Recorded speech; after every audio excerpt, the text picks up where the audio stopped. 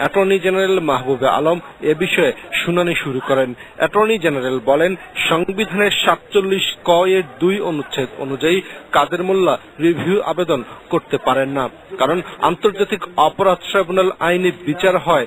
Supreme কোর্টে প্রতিকার চাওয়ার অধিকার নেই কাদের মোল্লার। পাশাপাশি ট্রাইব্যুনাল আইনেও রিভিউ করার সুযোগ দেওয়া হয়নি। যেহেতু কাদের মোল্লা মানবতা বিরোধী অপরাধের জন্য দণ্ডিত, সেই জন্য তিনি যে প্রতিকারের জন্য সুপ্রিম কোর্টে যে দরখাস্ত করেছেন রিভিউ, এটা আইনের দ্বারা, সাংবিধানিক বিধান দ্বারা এটা বাড়িত। মৃত্যুদণ্ড বাতিলের জন্যই তো ওনার এই দরখাস্ত। এই প্রতিকার উনি চাইতে পারেন না, এটা সাংবিধানিক বিধান। অন্যদিকে কাদের মোল্লার আইনজীবী আব্দুর রাজ্জাক বলেন, সংবিধানের ১০৫ অনুচ্ছেদের ক্ষমতা বলে রায় পুনর্বিবেচনার ক্ষমতা আপিল বিভাগের সহজাত। এই ক্ষমতা কেউ কেড়ে নিতে পারে না। 47-এ আমার মৌলিক অধিকার নিয়েছে, কিন্তু ১০৫-এর যে অধিকার সেটা হচ্ছে সাংবিধানিক অধিকার। সেই অধিকারকে নেওয়ার চেষ্টা করা হয় নাই। ১৯৭৩ সালের যে আইন আছে, আইসিটি আইন, সেই আইনে এই চেষ্টাই করে নাই যে ক্ষমতা নেওয়ার জন্য। এই মামলা নিষ্পত্তি না হবে ততক্ষণ পর্যন্ত ফাঁসির আদেশ কার্যকরী করা হবে না। এদিকে শুনানিকে কেন্দ্র করে সকাল থেকেই আদালতে ছিলেন বিপুল সংখ্যক জামাত শিবির কর্মী। শুনানি শেষ হওয়ার পর তারা মিছিল স্লোগান দেন। আইনজীবীরা জানান, শীতকালীন ছুটির আগে বৃহস্পতিবার সুপ্রিম কোর্টের শেষ কর্মদিবস। বৃহস্পতিবারের মধ্যে কাদের মোল্লার আবেদনের নিষ্পত্তি না হলে এবং ছুটিতে আদালত না বসলে আগামী বছরের জানুয়ারি পর্যন্ত অপেক্ষা করতে হতে পারে। মাসুদুল হক, এটিএন নিউজ, ঢাকা। কাদের মোল্লার ফাঁসি স্থগিতের সিদ্ধান্তে সংক্ষুব্ধ হয়ে শাহবাগের গণজাগরণ মঞ্চে অবস্থান নিয়েছে প্রতিবাদী জনতা। ফাঁসির সুরাহা না হওয়া পর্যন্ত শাহবাগে অবস্থানের কথা জানিয়েছেন গণজাগরণ মঞ্চের মুখপাত্র ডক্টর ইমরান এইচ সরকার। আমাদেরকে হোঁচট খেতে হচ্ছে, বারবার আমাদেরকে বাধাগ্রস্ত করা হচ্ছে, বিলম্বিত করা হচ্ছে। এই যে আজকে আবার আরেকদিন বাড়ানো হলো, যাই হোক, তো আমরা শুরুতেই গতকালই আমরা ঘোষণা করেছি যে আমরা শাহবাগ থেকে শুধুমাত্র রায় কার্যকর হবার পরই আমরা এখান থেকে ঘরে ফিরে যাব। সুতরাং আমরা আমাদের অবস্থান অব্যাহত রাখবো এবং আমরা আরো খোঁজখবর নেই এই বিষয়টা কি হয়েছে, তারপর আমরা আমাদের কর্মসূচি ঘোষণা করবো আপনাদের। শাহবাগের গণজাগরণ মঞ্চ লক্ষ্য করে কয়েকটি ককটেলের বিস্ফোরণ ঘটানো হয়েছে। বিকেল ৩টার দিকে এই ককটেলগুলো বিস্ফোরিত হয়, তবে এতে কেউ হতাহত হয়নি। কে বা কারা এই ককটেলের বিস্ফোরণ ঘটায় তা তাৎক্ষণিকভাবে জানা যায়নি, তবে সন্দেহজনক একজনকে আটক করেছে পুলিশ। এ সময় গণজাগরণ মঞ্চের আশেপাশে অবস্থানকারীদের মধ্যে আতঙ্ক ছড়িয়ে পড়লেও মুহুর্মুহু স্লোগান চলতেই থাকে। আটককৃত ব্যক্তিকে শাহবাগ থানায় নেওয়া হয়েছে।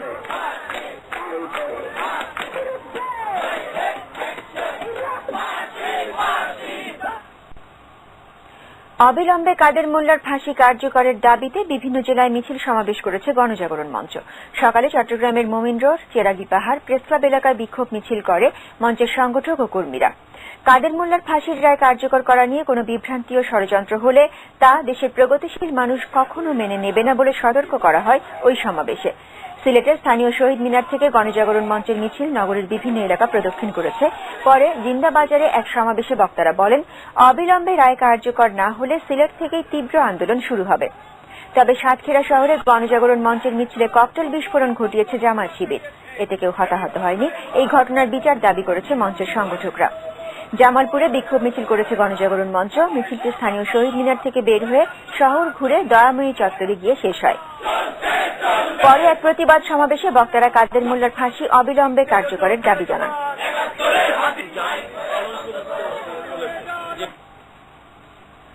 মুক্তিযুদ্ধের সময় খুলনা অঞ্চলে যে ব্যাপক গণহত্যা হয়েছিল তা নিয়ে ১৯৭২ সালের ২ ফেব্রুয়ারি সিবিএস টেলিভিশনে একটি প্রতিবেদন প্রচার করেছিলেন reporter Peter grant.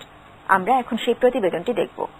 The death toll in the December war between India and Pakistan may never be known, but almost daily people are finding sites where mass executions took place in what was then East Pakistan and now is Bangladesh. Peter Grant reports. Massacres took place in towns and villages throughout the country. The river port of Khulna is a classic example.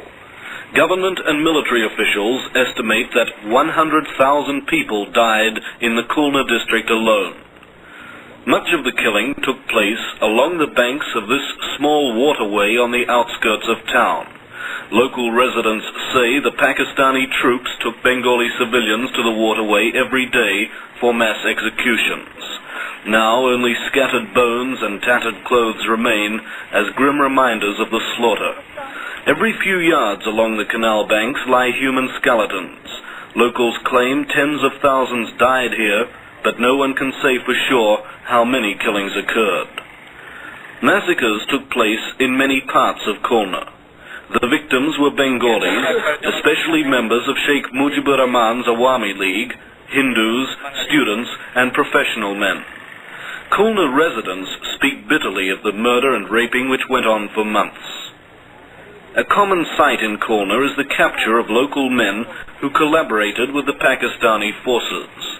The collaborators are kept in prison where they await trial by the Bangladesh government. Many Bengalis openly admit they want revenge. But many of those responsible for the killings in Khulna will never be caught, and the bodies of many of those who died will never be discovered. Locals say countless bodies were thrown into the river, and the Pakistani troops kept no records of the people they killed. Peter Grant, CBS News at Khulna in Bangladesh. দর্শক, আপনারা এতক্ষণ দেখলেন 1972 সালে CBS টিভিতে প্রচারিত Peter গ্রান্টের প্রতিবেদনটি। খুলনা অঞ্চলে মুক্তিযুদ্ধকালে পাকিস্তানি সেনা ও তাদের দোসর রাজাকারদের হাতে লাখ লাখ নিরপরাধ মানুষের হত্যার ঘটনা তুলে ধরা হয় এই প্রতিবেদনে। এবার জামায়াত শিবিরের তাণ্ডবের খবর। কাদের মোল্লার ফাঁসি প্রতিহত করার নামে সারা দেশে অবরোধ ও হরতালে ব্যাপক তাণ্ডব চালিয়েছে জামায়াত শিবির। বেশ কয়েকজন পুলিশ সদস্য গুরুতর আহত হয়েছেন। বিভিন্ন এলাকায় গাছ ফেলে রাখায় পথঘাট অবরুদ্ধ রয়েছে। প্রতিনিধিদের পাঠানো তথ্য ছবিতে টেস্ট রিপোর্ট। পিকেটারের ধাওয়ায় পালাতে গিয়ে সিরাজগঞ্জে উল্টে যায় পেঁয়াজ বোঝাই ট্রাক, এতে একজন নিহত হন। কাজীপুর ও রায়গঞ্জে খুলে রাখা হয় বেইলি সেতুর পাটাতন। দিনাজপুরে হাজী দানিশ বিজ্ঞান প্রযুক্তি বিশ্ববিদ্যালয়ে তাণ্ডব চালিয়েছে শিবির। কয়েকশো কর্মী দেশীয় অস্ত্র নিয়ে ক্যাম্পাসে ঢুকে নবনির্মিত ওয়াজেদ ভবন, জিমনেশিয়াম ও প্রশাসনিক ভবনে ব্যাপক ভাঙচুর চালায়। কুমিল্লার সৈয়দপুর 14 গ্রাম ও শহরের টমসম ব্রিজে জামায়াতের হামলায় বেশ কয়েকজন পুলিশ সদস্য আহত হন। এছাড়া দিনভর বিক্ষিপ্তভাবে সংঘর্ষ হয়। যশোর খুলনা মহাসড়ক সারাদিনই অবরুদ্ধ ছিল। রেল লাইনের স্লিপারে আগুন দিয়ে কয়েক ঘণ্টা আটকে রাখা হয় দুটো ট্রেন। খুলনার সোনাডাঙ্গায় শিবিরের হামলায় পুলিশ সহ আহত হয় 20 জন। গাইবান্ধার সুন্দরগঞ্জ ও পলাশবাড়িতে আওয়ামী লীগ নেতাদের বাড়ি ও দোকানে ভাঙচুর হয়। গাছ ফেলে আটকে দেওয়া হয় মহাসড়ক।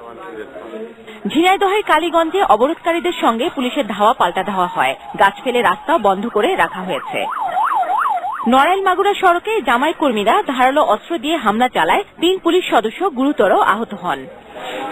টাঙ্গাইলের বাসাইলে অর্ধশতাধিক গাড়ি ভাঙচুর ও আগুন দেয়া হয়। গাছ ফেলে রাস্তা বন্ধ করে দেয়া হয়েছে। সাতক্ষীরার টাউন শ্রীপুরে মুক্তিযোদ্ধা কার্যালয়ে আগুন দেয় জামায়াত শিবির। দেবহাটার পারুলিয়ায় কুপিয়ে জখম করা হয় 2 সাংবাদিককে। চট্টগ্রামে মুরাদপুর, সাতকানিয়া সহ বিভিন্ন এলাকায় গাড়ি ভাঙচুর ও পোড়ানো হয়। বাঁশখালীতে জামায়াতের সঙ্গে আওয়ামী লীগের দফায় দফায় সংঘর্ষ ও ধাওয়া পাল্টা ধাওয়ার ঘটনা ঘটেছে। 2টো বাড়িতে আগুনও দেয়া হয়। কক্সবাজারে জামায়াত শিবিরের সঙ্গে পুলিশ বিজিবির ব্যাপক সংঘর্ষ হয়। আহত হন পুলিশ সহ 20 জন। ভাঙচুরের শিকার হয় শতাধিক গাড়ি। সিলেটের টুকের বাজারে জামায়াত শিবিরের সঙ্গে পুলিশের প্রায় 1 ঘণ্টা সংঘর্ষ হয়। পুলিশ সহ আহত হয় 10 জন। নাটোরের কানাইখালীতে ককটেল ফাটিয়ে কয়েকটি বাণিজ্যিক ব্যাংক ও ব্যবসা প্রতিষ্ঠানে তাণ্ডব চালায় জামায়াত শিবির। নীলফামারীর শখের বাজারে রেল লাইনে আগুন দেওয়া হয়েছে। হরতকিতলায় বেইলি সেতুর পাটাতন তুলে ফেলায় ডোমার ও ডিমলার সঙ্গে যোগাযোগ বন্ধ ছিল। পাবনায় পশ্চিমাঞ্চলীয় গ্যাস অফিসে ঢুকে গুলি চালিয়েছে জামায়াত শিবির। ককটেল ফাটিয়ে ব্যাপক ভাঙচুর হয়েছে 3টি ব্যাংক ও 20টি দোকানে। জিনিয়া ইসলাম, ডেস্ক রিপোর্ট, এটিএন নিউজ। আর রাজধানীতে জামায়াত শিবির কয়েকটি স্থানে বিক্ষিপ্ত সহিংসতা করলেও অনেকটাই স্বাভাবিক ছিল জনজীবন। 18 দলের অবরোধ ও জামায়াতের হরতালের কারণে নাশকতার আশঙ্কায় অন্য হরতাল অবরোধের চেয়ে রাস্তায় আজ ছিল ভিড় কিছুটা কম। তবুও জীবিকা ও প্রয়োজনের তাগিদে পথে নেমেছে মানুষ। রাজধানীর উত্তর বাড্ডায় সকালে গাড়ি ভাঙচুর হয়েছে। গাবতলীতে ফাটানো হয়েছে ককটেল। রাজপথে রিকশা, অটোরিকশা ও গণপরিবহন চললেও গাবতলী সায়েদাবাদ থেকে দূরপাল্লার বাস ছাড়েনি। যে কোনো পরিস্থিতি মোকাবেলায় মোড়ে মোড়ে র্যাব, পুলিশ ও বিজিবি মোতায়েন রয়েছে।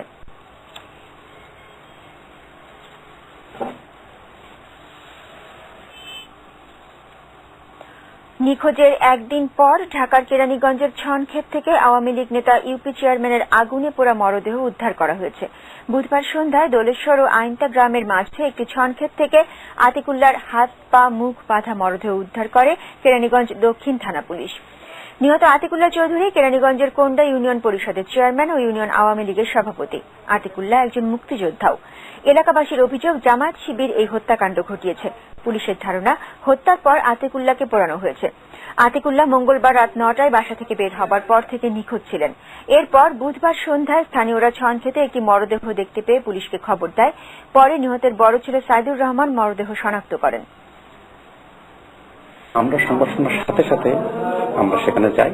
সেখানে যে লাশটা হাত পা বাঁধা ছিল এবং বার্ন পড়ে গেছে, ঝলসে গেছে এবং উপর অবস্থায় ছিল। গতকাল রাত্রে 9টা থেকে তাকে আমরা মোবাইলে পাচ্ছি না।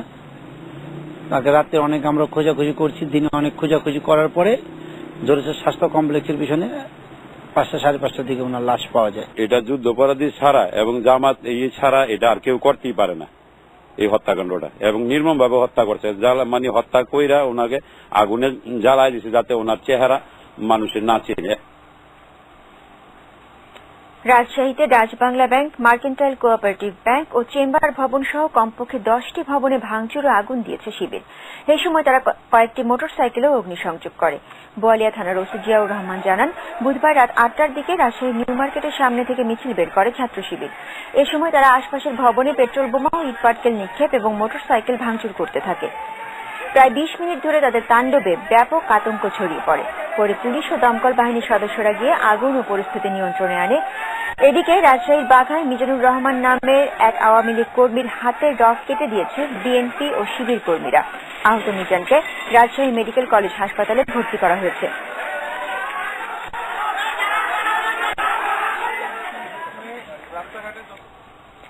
মৌলভীবাজারে বিচারপতি এস.কে. সিনহার গ্রামের বাড়িতে আগুন দেওয়ায় জড়িত সন্দেহে একজনকে আটক করা হয়েছে।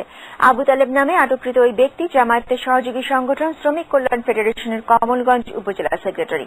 এছাড়া অজ্ঞাত পরিচয় 10-12 জনকে আসামি করে মামলাও করেছে পুলিশ। কাদের মোল্লার মৃত্যুদণ্ডের রায় দেয়া আপিল বেঞ্চের সদস্য বিচারপতি সিনহার গ্রামের বাড়ি কমলগঞ্জ উপজেলার তিলকপুর গ্রামে। আজ ভোর 6টার দিকে একদল দুর্বৃত্ত 3-4টি মোটরসাইকেল নিয়ে ওই বাড়িতে ঢুকে কেরোসিন ছিটিয়ে আগুন ধরিয়ে দেয়। এতে ঘরের কাঠের জানালা ও চেয়ার পুড়ে যায়। এই সময় আশপাশের বাড়ির লোকজন চিৎকার শুরু করলে দুর্বৃত্তরা পালিয়ে যায়। ওই এলাকায় র্যাব পুলিশের টহল বাড়ানো হয়েছে।